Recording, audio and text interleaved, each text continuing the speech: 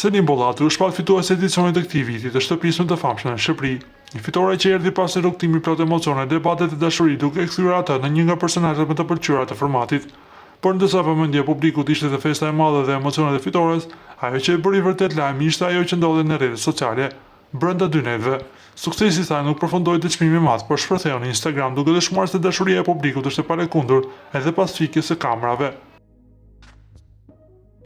Nëse do të hidhim një sy profilit të saj në finale, do të shihni një numër solit për 193.000 ndjekësish, një numër tashmë i lartë për një personazh televiziv, por që nuk mund të bëjë debat tsunamit të popularitetit pas shpalljes fituese.